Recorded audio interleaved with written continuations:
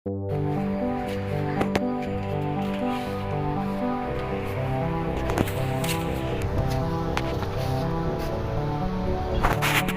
Guys, मैं विकी कुमार एक बार फिर आपको लेके आया हूँ अपने यूट्यूब चैनल एडुटेक में। और आज हम बात करेंगे साइंस के अपने फोर्थ पार्ट के बारे में, जिसके अंदर आज मैं आपको बताऊँगा image formation by concave lens और कुछ पावर ऑफ लेंस के बारे में।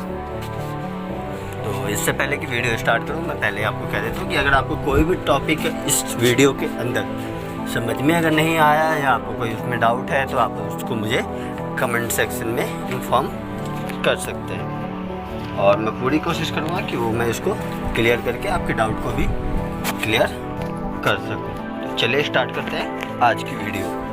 और आज हम बात करेंगे सबसे पहले यहाँ image formation by concave lens के बारे में, यानी कि अवतल लेंसों द्वारा प्रतिबिंब बनाना। और लास्ट वीडियो में मैंने कॉन्वेक्स लेंस के बेसिस पे आपको इमेज फॉर्मेशन बताया था। और आज हम बात करते हैं अवतल लेंसेज के बेसिस पे। जैसे कि मैंने सबसे पहला यहाँ इमेज ले रखा है, जिसमें हमारा जो ऑब्जेक्ट है वो इन्फिनिटी पे है और उसके बेसिस पे हमारा इमेज कहाँ और कैसा बनेगा उसके बारे में हम जानेंगे। जैसे कि आप सामने एक इमेज देख रहे होंगे जिसके अंदर मैंने दो रे जो कि इन्फिनिटी से पास होके आ रही हैं आपकी, उसको मैंने लेंस पे कन्वर्स करवाया है। तो जब वो आपका कन्वर्स हो रहे हैं तो जो आपके ऑपोजिट यानी कि राइट हैंड साइड है वहाँ आप पे डाइवर्जन हो रहा है। डाइवर्जन होने के कारण जो एक्चुअल इमेज होती है वो आपकी ऑब्जेक्ट के साइड ही बन रही होती है। जैसे कि यहाँ मैंने फोकस पे उसको डॉटेड लाइंस में आपको शो करके दिखा रखा है, ये आपको यहाँ दिख रहा होगा। और सेम अब इसकी अगर बात करें हम पोजीशन, नेचर और साइज़ के बारे में, तो जो इसकी पोजीशन है जैसे कि आपको यहाँ दिख रहा है एग्जैक्ट आपके एफ पे बन रहा है, जो इसकी पोजीशन होगी वो आपकी फोकस पे ही होगी। और अगर नेचर की बात करें तो ये आपका विजुअल एंड इरेक्टेड होगा, यानी कि ये आभासी और सीधा होगा। और इसके बाद अगर साइज़ की बात करें तो यानी कि हाईली डायमेंडाइज होगा, यानी कि आपका बहुत ही छोटा बनेगा, यानी कि पॉइंट साइज़ का आपका इमेज फॉर्म होगा। चलिए अब यही बात करते हैं अपनी सेकंड इमेज यानी सेकंड कंडीशंस के बारे में, जिसके अंदर है कि जो हमारा ऑब्जेक्ट है वो इन्फिनिटी और ऑप्टिकल सेंटर के बीच में कहीं भी किसी भी पॉइंट पे आपका रखा हुआ है। जैसे मैंने इसको हिंदी में भी लिखा है, अनंत से प्रकाशीय केंद्र के बीच में कहीं भी हो। तो जो हमारा इमेज है वो कैसा फॉर्म होगा और कहाँ फॉर्म होगा। जैसे कि आप यहाँ नीचे इमेज में देख रहे हैं कि मैंने जो अपना ऑब्जेक्ट है वो अपने फोकल पॉइंट से पीछे रखा है और मैंने यहाँ दो रे पास करवाया है, एक आपका ऑप्टिकल सेंटर और एक आपके प्रिंसिपल एक्सिस के पैरेलल से। तो जो हमारा ऑप्टिकल सेंटर से जो हमारा क्रॉस कर रहा है वो बिना किसी डेविएशन के यानी कि किसी एंगल पे चेंज हुए वो बिल्कुल सीधा वहीं से आपके अपोजिट साइड में रिफ्लेक्ट हो जाएगा। यानी कि जो हमारा लेंस है जो जैसे कि डायग्राम में मैं यहाँ शो कर रखा हूँ वो आपके बिल्कुल ही अपोजिट साइड में सेम डायरेक्शन से चला जाएगा। लेकिन जो हमारा पैरेलल एक्सिस के थ्रू हमारा जो जा रहा है वो हमारा लेंस का अपोजिट साइड से डाइवर्ज होता है। डाइवर्जन होने के कारण जो इसके भी डॉटेड स्ट्रक्चर है वो हमारा ऑब्जेक्ट के साइड ही आपकी इमेज फॉर्म हो रही होती है। उसमें हम ये देखते हैं कि जो हमारा सेंटर वाली जो रे है यानी कि ऑप्टिकल सेंटर वाली जो रे है उसमें वो हमारा डॉटेड स्ट्रक्चर कहाँ उसको क्रॉस कर रहा है और जहाँ भी वो उसको क्रॉस करेगा वहीं पे हमारी इमेज फॉर्म होगी। जैसे कि मैंने यहाँ डायग्राम में शो कर रखा है। तो मैं डायग्राम में एक एक करके बना के नहीं दिखाता, क्योंकि अगर मैं डायग्राम बना के दिखाऊंगा तो इससे इस चैप्टर के आपके बहुत ज़्यादा ही वीडियोस बन जाएंगी और काफ़ी लेंथी हो जाएगा आपको देखने में भी और मुझे बनाने के लिए। इसलिए मैं बने बनाए डायग्राम्स को ही डिफाइन करके आपको ये समझाने की कोशिश करता हूँ। चलिए अब बात करते हैं इसकी पोजीशन, नेचर और साइज़ के बारे में। तो जो पोजीशन है इसका वो आपको बिटवीन एफ एंड ओ, जैसे कि आप यहाँ इमेज में देख रहे हैं कि जो हमारा फोकल लेंथ है और जो ऑप्टिकल सेंटर है उसके बीच में हमारी इमेज छोटी सी फॉर्म हो रही है। और अगर नेचर की बात करें तो ये भी आपका वर्चुअल एंड इरेक्टेड होगा, यानी कि ये आपका आभासी है और सीधा होगा, यानी कि जो धुंधला सा दिखाई देता है वैसा होगा आपका ये इमेज। और अगर इसके आकार की बात करें यानी कि इसकी साइज़ की बात करें तो ये अत्यधिक छोटा होगा यानी कि जितना बड़ा हमारा ऑब्जेक्ट होगा उससे काफ़ी ज़्यादा छोटा हमारी इमेज यहाँ फॉर्म होगी। पॉइंट साइज नहीं होगी लेकिन उससे थोड़ी बड़ी होगी, लेकिन जो हमारा ऑब्जेक्ट है उससे छोटी होगी। ये था हमारा कॉनकेव लेंस के बेसिस पे हम जो इमेज ड्रॉ करते हैं या जो हमारा रिफ्लेक्शन से हमारी इमेज फॉर्म होती है उसके बेसिस के बारे में। और अब हम बात करते हैं sign convention for reflection by spherical lens, यानी कि गोलीय लेंस की चिन्ह परिपाटियाँ, यानी कि हम गोलीय लेंस के अंदर कहाँ आपका पॉजिटिव होता है कहाँ नेगेटिव होता है उसके बारे में कैसे जानेंगे उसके लिए। तो उससे पहले मैं ये आपको बता दूं कि जो हमारा मिरर के बेसिस पे था और जो हमारे ये लेंस के बेसिस पे है, दोनों में आपका कोई चेंजेस नहीं है, दोनों ही आपके बिल्कुल ही सेम है। और अगर आप मिरर के बेसिस पे भी समझना चाहते हैं तो लिंक आपको डिस्क्रिप्शन में मिल जाएगी, या फिर आप हमारे चैनल पर जाकर वहाँ से आप देख सकते हैं। तो चलिए अब बात करते हैं reflection by spherical mirror sign convention की। तो इसके अंदर जो हमारा आता है सबसे पहले यार कि जो हमारा बिलो जो एक एक्सिस होता है एक वाई एक्सिस होता है, जो कि हमारे नॉर्मली किसी भी आप एक्सिस को अगर डोनेट करते हैं तो यही होते हैं। तो आप एक तरफ देख लेंगे मैंने पॉजिटिव एक्स अक्ष लिखा है, उसके जस्ट अपर में मैंने लिखा है पॉजिटिव वाई अक्ष। और वैसे ही अगर हम लेफ़्ट की बात करें तो नेगेटिव एक्स अक्ष और नेगेटिव वाई अक्ष। तो इसके अंदर जैसा कि इसमें मैंने लिख रखा है सेम उसी बेसिस पे इनकी साइन कन्वेंशंस भी होती हैं कि अगर हमारा लेंस के, जैसे कि मैं अभी आगे आपको बताऊंगा, तो उससे पहले मैं थोड़ा ये आपके लेंस फार्मूला के बारे में बता दिया जाए। ये जो साइन कन्वेंशन है इन्हीं के बेसिस पे बताते हैं, क्योंकि जो हमारा लेंस फार्मूला होता है उसकी जो वैल्यूज़ होती हैं यानी फोकल लेंथ, इमेज और ऑब्जेक्ट की, उसी के बेसिस पे हम ये साइन कन्वेंशन डिफाइन करते हैं। तो चलिए बात करते हैं पहले लेंस फार्मूला की। जो हमारा मिरर फार्मूला था वो भी सेम ऐसा ही था, बस उसमें आपके साइन की चेंजेस होती है। जैसे कि यहाँ हमारा जो लेंस फार्मूला है वो है 1/f is equal to 1/v minus 1/u। और जैसा कि मैंने पहले भी आपको बताया था, तो इसमें जो हमारा f होता है वो हमारा फोकल लेंथ होता है, यानी कि फोकस की दूरी होता है, जो कि बिटवीन f एंड o, यानी कि हमारा फोकस पॉइंट और ऑप्टिकल सेंटर के जो बीच की दूरी होती है वो हमारा फोकस होता है, यानी कि f होता है। और फिर उसके बाद अगर बात करें हम u की, तो u होता है हमारा ऑब्जेक्ट डिस्टेंस, यानी कि बिंब की दूरी, और ये हमारे between object and optical centre, यानी कि जहाँ हमारा ऑब्जेक्ट रखा होता है और जहाँ हमारा ऑप्टिकल सेंटर होता है उन दोनों के बीच की जो दूरी होती है वो हमारा u होता है। और ऐसे ही v यानी कि इमेज डिस्टेंस की बात करें तो ये हमारा बिंब की दूरी होती है, और ये इमेज और ऑप्टिकल सेंटर के बीच की दूरी को कहते हैं। इसके बाद आता है आपका रेडियस ऑफ कर्वेचर, और रेडियस ऑफ कर्वेचर जो होता है वो वक्रता त्रिज्या कहते हैं, यानी कि जो आपको फोकल लेंथ है उसका डबल होता है बेसिकली। और ये आपका आर एंड ओ, यानी कि रेडियस ऑफ कर्वेचर और ऑप्टिकल सेंटर के बीच की दूरी को कहते हैं। जैसे कि मैंने इसका फॉर्मूला भी यहाँ लिख रखा है, जो हमारा फोकल लेंथ है वो रेडियस ऑफ कर्वेचर का हाफ होता है। और अगर इसी को हम दूसरे टर्म्स में बात करें तो जो हमारा रेडियस ऑफ कर्वेचर होता है वो फोकल लेंथ का डबल होता है। तो जैसे कि मैंने भी आपको एफ, यू, वी और आर के बारे में बताया, और अब हम बढ़ते हैं अपने आगे, यानी कि जो हम साइन कन्वेंशंस की बात कर रहे थे। तो इसके अंदर हम किसी भी अगर यूनिट को लेके चलें तो अगर राइट ऑफ द ओरिजिन होगा तो आपका पॉजिटिव एक्सिस होगा, और ये आपका हमेशा पॉजिटिव ही होगा। और वैसे ही अगर हम लेफ़्ट ऑफ द ओरिजिन की बात करें, यानी कि ओरिजिन यानी कि ऑप्टिकल सेंटर के लेफ़्ट की बात करें, तो आपका नेगेटिव एक्सिस होगा, और वो हमेशा आपका नेगेटिव ही माना जाता है। ऐसे ही हम इसके बिलो यानी कि Y axis, negative Y axis, और अगर उसके अबव की बात करें यानी कि पॉजिटिव एक्सिस, तो वो भी आपका, जैसे कि मैंने लिख रखा है, perpendicular to the above principal axis are taken positive and perpendicular to the below principal axis are taken as negative. जैसे कि मैंने आपको हिंदी में भी यहाँ समझा रखा है कि गोलीय दर्पणों द्वारा प्रवर्तन के लिए चिन्ह परिपाटियाँ, तो बिंब दर्पण के सदैव बाईं ओर अगर रखा जाता है, ये तो एक आपका नॉर्मली रूल है। और समांतर जो दूरियां होती हैं वो आपके दर्पण के या आपके लेंस के ध्रुव से यानी कि सेंटर से नापी जाती है, यानी कि ऑप्टिकल सेंटर जो हमारा होता है वहाँ से हम काउंट करते हैं।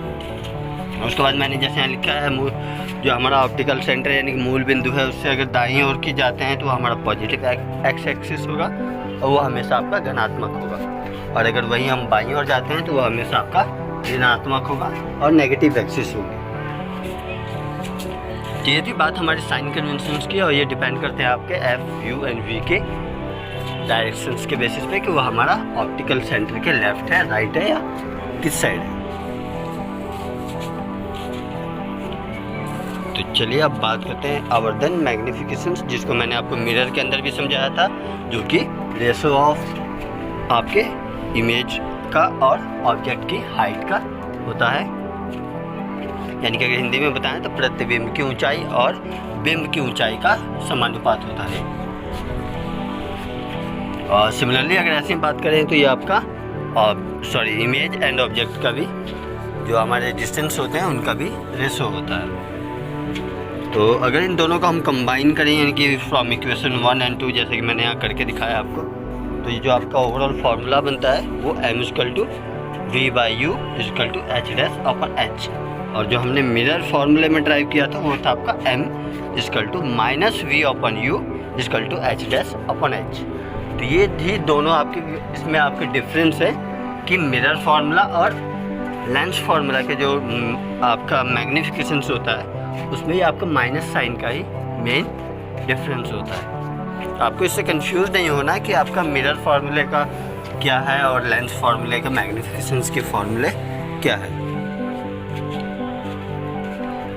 तो अगर यहीं पे हम इसके m के बेसिस पे अगर बात करें कि हमारा इमेज कैसा होगा, तो अगर m की वैल्यू हमारी ग्रेटर देन 1 आ रही है तो जो हमारा इमेज होगा वो मैग्नीफाइड होगा, यानी कि ऑब्जेक्ट के साइज से काफ़ी बड़ा बनेगा। यानी उससे काफ़ी बड़ा या थोड़ा बड़ा या मतलब ये है कि वो छोटा नहीं बनेगा, आपका इमेज आपका ऑब्जेक्ट से हमेशा बड़ा ही बनेगा। और अगर m=1 है तो image is of same size of object, यानी कि जो हमारा इमेज फॉर्म होगा वो ऑब्जेक्ट के बराबर होगा। यानी कि जितनी बड़ी हमारी ऑब्जेक्ट का साइज़ होगी या हाइट होगी उतना ही ऊंचा या उतना ही साइज़ का आपका इमेज भी फॉर्म होता है। और यहाँ लास्ट पॉइंट की बात करें कि m=1 इमेज इज डायमोनाइज्ड, यानी कि अगर m की वैल्यू आपकी 1 से कम है तो जो हमारा प्रतिबिंब है वो आपके ऑब्जेक्ट से छोटा होगा। और ये आपका डिपेंड करता है कि आपने उसको रिफ्रैक्ट कहाँ से या किस पोजीशन से करवाया है, तभी वो आपका डिपेंड करता है वो कितना छोटा या बिल्कुल पॉइंट साइज़ का बनेगा।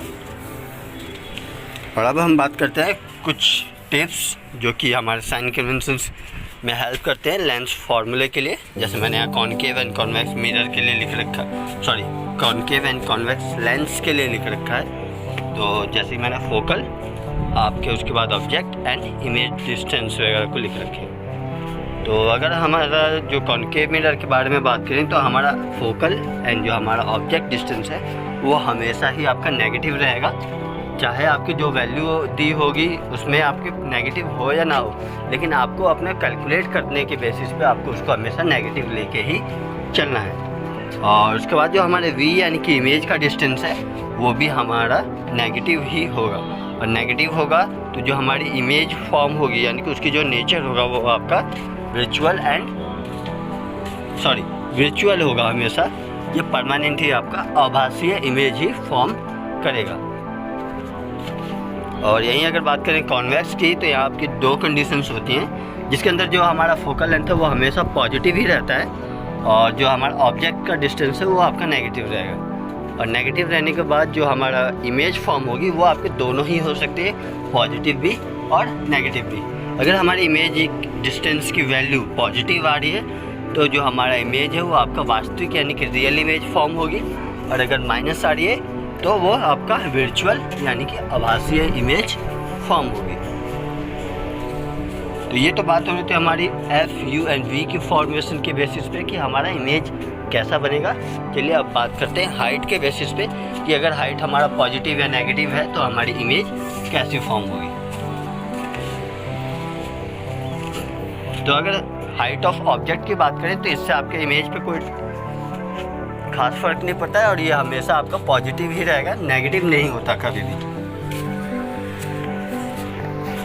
और इसके बाद अगर हम बात करें आपके इमेज के हाइट की, ऑब्जेक्ट की हाइट की, तो यह मैंने बता ही दिया कि हमेशा आपका पॉजिटिव रहेगा और इससे आपकी इमेज की हाइट पे या इमेज पे कोई फ़र्क नहीं पड़ता।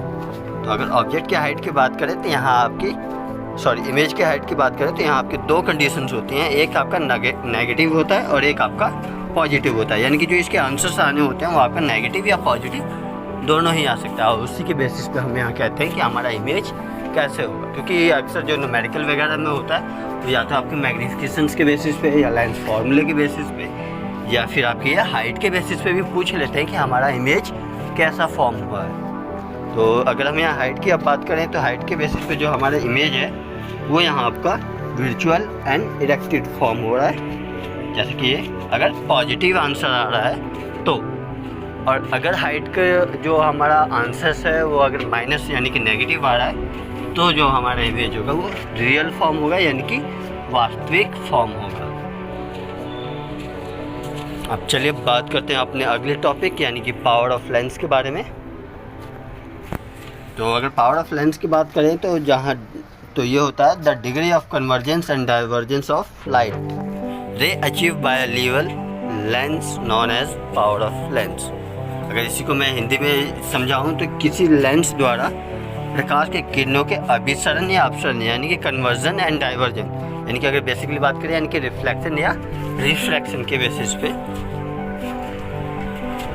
तो वो उसकी पावर यानी कि क्षमता के रूप में व्यक्त किया जाता है, जो उसकी मात्रा होती है, यानी कि वो कितना डाइवर्जन या कितना कन्वर्जन शो कर रहा है, वो उसकी जो क्षमता होती है या उनकी जो पावर होती है उसी को हम पावर ऑफ लेंस कहते हैं। तो जैसे कि अगर अब मैंने नीचे दिखा रखा कि अगर आपका जो एफ है वो मीटर में दे रखा है, यानी कि जो हमारा फोकस है या फोकल लेंथ है वो अगर मीटर में दिया है तो जो हमारा पावर ऑफ लेंस होगा वो P = 1/f होगा। और यहीं अगर आपका जो फोकल लेंथ है वो अगर सेंटीमीटर में दिया है तो जो हमारा पावर ऑफ लेंस होगा वो 100/f होगा, जैसे कि मैंने यहाँ फॉर्मूले में शो कर रखा है P = 100/f। ये बात हो रही थी हमारे पावर ऑफ लेंस के बारे में। और अब बात करते हैं पावर की यूनिट के बारे में, जिसको हम डायोप्टर कहते हैं, जिसको D से हम डोनेट करते हैं। और जैसे कि मैंने यहाँ लिख रखा है कि जो हमारा 1 डायोप्टर है वो 1 पर मीटर के बराबर में होता है, यानी कि 1 डायोप्टर जो है वो आपका 1/मीटर के बराबर होगा, मीटर इनवर्स जिसे हम कहते हैं नॉर्मली। और ये जो आपका कॉन्वेक्स के लिए अगर फोकल लेंथ आपका पॉजिटिव है और कॉनकेव के लिए हमारा जो फोकल लेंथ है वो यहाँ नेगेटिव हो सकती है। पावर के बेसिस पे अगर हम बात करें तो उसके लिए भी उस बेसिस पे फिर जो हमारा पावर है वो पॉजिटिव और नेगेटिव दोनों ही शो होते हैं। चलिए अब बात करते हैं net power of optical instrument. जैसे कि जो हमारा इंस्ट्रूमेंट होता है अगर उसके अंदर मल्टीपल ऑफ लेंस यूज़ किए जाते हैं तो उन मल्टीपल ऑफ लेंस की जो ओवरऑल पावर होगी वो हम कैसे कैलकुलेट करें उसके लिए। तो उसके लिए जो ये फार्मूला है हमारा सेम जैसे हम लोग सीरीज एंड पैरेलल वाले सिचुएशंस में करते हैं इलेक्ट्रिसिटी के चैप्टर में, जो मैं आगे अपनी अगली वीडियोस में आपको समझाऊंगा। तो सेम वही बेसिस पे आपको यहाँ भी अपना पावर कैलकुलेट करना होता है, जिसमें होता है आपका P = P1 + P2 + P3 + P4 and so on. ये आपका कंटिन्यू जितने भी आप लेंस किसी इंस्ट्रूमेंट में कनेक्ट करते हैं उन सभी का पावर का टोटल आपका इंस्ट्रूमेंटल पावर होता है। तो अब हम बात करेंगे कि आज की ओवरऑल वीडियो में, यानी कि अभी तक इस चैप्टर में, यानी कि पूरा चैप्टर जो मैंने इसके 4 पार्ट आपको अपलोड किए हैं अपनी यूट्यूब चैनल में, उन चारों पार्ट के अंदर हम क्या क्या पढ़े अब उसके बारे में चलिए डिस्कस करते हैं। तो चलिए अब डिस्कस करते हैं कि हमने ओवरऑल इस चैप्टर में क्या क्या पढ़ा। तो सबसे पहले हमने पढ़ा था light seems to be travel in a straight line, यानी कि जो हमारा लाइट है वो हमेशा आपका स्ट्रेट लाइन यानी सीधी रेखा में सरल रेखीय पथ पर ट्रैवल करती है, यानी कि चलती है। और उसके बाद हमने बात किया था mirror and lens form image of object image can be either real और virtual depending on the position of the object, जिसके अंदर हमने कॉन्केव और कॉन्वेक्स लेंस एंड मिरर के बेसिस पर कुछ इमेज फॉर्मेशन सीखी थी, और जिसके अंदर हमने ये बताया था कि जो हमारी इमेज है वो रियल और वर्चुअल हो सकती हैं, और ये आपका डिपेंड करता है कि आपका ऑब्जेक्ट किस पोजीशन पे रखा हुआ है। और इसके बाद हमने बात किया था रिफ्लेक्टिंग सरफेसेस के बारे में, जिसके अंदर हमने laws of reflection and refraction surface obey law of refraction भी पढ़ा था, जिसके अंदर हमने ग्लास स्लैब और उसके बेसिस पे वहाँ हमने डाइवर्जन एंड कन्वर्जेंस के बेसिस पे बात की थी। और उसके बाद हमने यहाँ बताया था कार्टेशियन साइन कन्वेंशन, जिसके अंदर मैंने आपको positive and negative Y axis and X axis के बेसिस पे आपको बताया था कि हमारा जो साइन कन्वेंशन है वो हम क्या क्या लेते हैं। उसके बाद मैंने बताया था आपको मिरर फार्मूला, जिसके अंदर होता है हमारा 1/v + 1/u = 1/f, और जिसके relationship between the object distance u, image distance v and focal length के बीच में जो रिलेशनशिप होता है वही हमारा क्या होता है, मिरर फार्मूला होता है, जो कि मैंने इस फार्मूले में आपको ड्राइव करके या समझा कर बताया था। और उसके बाद हमने बात किया था the focal length of spherical mirror is equal to half of the radius of curvature, यानी कि जो मैंने फार्मूला आपको बताया था r =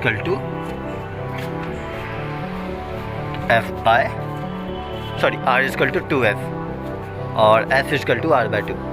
ये दो मैंने फार्मूले आपको कोरिलेट करवा के बताया था, ये उसी के बारे में है। और उसके बाद अगर हम बात करें तो the magnification product by the spherical mirror is the ratio of the height image to the height of object, यानी कि जैसे कि मैंने आपको पहले अभी जस्ट थोड़ी देर पहले लेंस के बेसिस में भी बताया था कि जो हमारा इमेज का हाइट और ऑब्जेक्ट का हाइट है उनका जो रेशो होता है वो हमारा मैग्निफिकेशन होता है, यानी कि आवर्धन होता है। और इसके बाद अगर हम बात करें तो light is travelling obliquely from a denser medium to rare medium bends away from the normal, and a light ray bends toward the normal bends travel oblique from a rare to the denser medium। जैसे कि मैंने आपको glass slab वाले diagrams के basis पर समझाया था कि अगर हम जो डेंसर टू रेयर मीडियम में जाते हैं तो जो हमारा लाइट का रे है वो हमारा away from the normal diverge होता है, और यहीं अगर हम रेयर टू डेंसर मीडियम में जाते हैं तब जो हमारा जो नॉर्मल एक्सिस होता है उसके टुवर्ड्स में जो हमारी रे होती है वो बेंट होती है। और उसके बाद हम बात किए थे कि जो light travel in the vacuum with enormous speed is 3 × 10⁸ metre per second, जो कि मैंने आपको बताया भी था वीडियो के अंदर कि जो लाइट की स्पीड वैक्यूम में होती है वो हमारे 3 × 10⁸ मीटर/सेकंड होती है। और जो स्पीड ऑफ लाइट होती है वो डिफरेंस करता है आपके डिफरेंट मीडिया ऑफ और आपके एनवायरनमेंट के बेसिस पे। और इसके बाद हमने बात किया था refractive index of transparent medium is the ratio of speed of light in vacuum to the ratio of that in medium, यानी कि जो हमारा रिफ्रैक्टिव इंडेक्स होता है वो आपका रेशो होता है वैक्यूम में और उस मीडियम के अंदर जिसके अंदर हम उस रे को पास करवा रहे हैं उन दोनों का रेशो होता है। यानी कि अगर हम कोई रे को वैक्यूम में पास करवाते हैं और वैक्यूम के बाद हम किसी रेयर या डेंसर मीडियम में पास करवाते हैं तो उसकी स्पीड में जो चेंजेस आते हैं उन दोनों का रेशो हमारा रिफ्रैक्टिव इंडेक्स होता है, और जिसके बारे में मैंने कुछ आपको बताया भी थे एयर और ग्लास वगैरह के वाटर एंड ग्लास का, जो 1.3 एंड 2.7 समथिंग थे। इसके बाद अगर हम बात करें in the case of rectangular glass slab the refraction take place at the both air glasses interface and glass air interface. The emergent rays is parallel to the direction of incident ray। तो जो कि हमने rectangular glass slab के बारे में मैंने आपको बताया था, जिसके अंदर जो हमने रिफ्रैक्शन करवाया था दो मीडियम के बेसिस पे, जिसके ग्लास के आउटवर्ड साइड जो थे वो आपके एयर ग्लास मीडियम थे और उसके बाद ग्लास के अंदर हमने ग्लास से मीडियम के बेसिस पे उसको कन्वर्ज एंड डाइवर्स करवा के दिखाया था आपका डायग्राम के बेसिस पे। और उसके बाद इस वीडियो में, जो कि आज की वीडियो में मैंने बताया था आपको लेंस फार्मूला, और यहाँ आपको कंफ्यूज नहीं होना कि हमारा लेंस फार्मूला और मिरर फार्मूला में डिफरेंस क्या है। तो जो हमारा मिरर फार्मूला है उसमें जो हमारा ओवरऑल फार्मूला है वो हमेशा आपका पॉजिटिव में है, बस उसके अंदर जो हम sign conventions of F U and V लेते हैं उसके बाद वो आपका चेंज होता है, लेकिन जो फार्मूला है वो हमेशा आपका पॉजिटिव में रहता है। और यहीं अगर लेंस फार्मूला की बात करें तो ये इसमें आपका जो 1/v एंड 1/u होते हैं वो नेगेटिव में होते हैं, यानी कि एक दूसरे के बीच में उनका नेगेटिव साइन होता है। और इसमें भी जब हम बाद में फार्मूला पुट करते हैं, यानी कि वी यू और एफ का हम फार्मूला पुट करते हैं, तो वो वहाँ हमारा नेगेटिव एंड पॉजिटिव में बाद में कन्वर्ट होता है।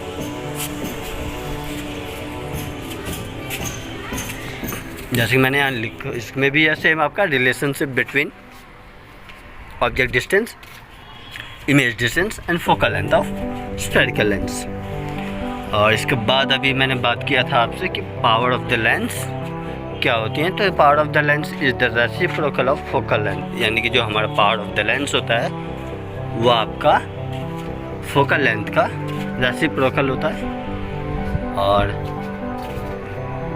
इसको हम विथ क्रमानुपात कहते हैं, जैसे कि 1/f, जो मैंने आपको फॉर्मूले के अंदर शो किया था, P = 1/f। तो ये था हमारा ओवरऑल पूरा चैप्टर, जिसके बेस पे हमने पूरा रिफ्रैक्शन एंड रिफ्लेक्शन के लॉज और कुछ इमेज ड्रॉ करके सीखे। और अगली वीडियो में मैं आपको लेके आऊँगा इस चैप्टर से रिलेटेड कुछ न्यूमेरिकल्स और उसके सॉल्यूशंस, और साथ ही में आपके लिए एक सरप्राइज टेस्ट। तो उसके लिए आपको रेडी रहना है, और तब तक के लिए गुड बाय, टेक केयर। और हाँ, चैनल को सब्सक्राइब करना ना भूलिएगा।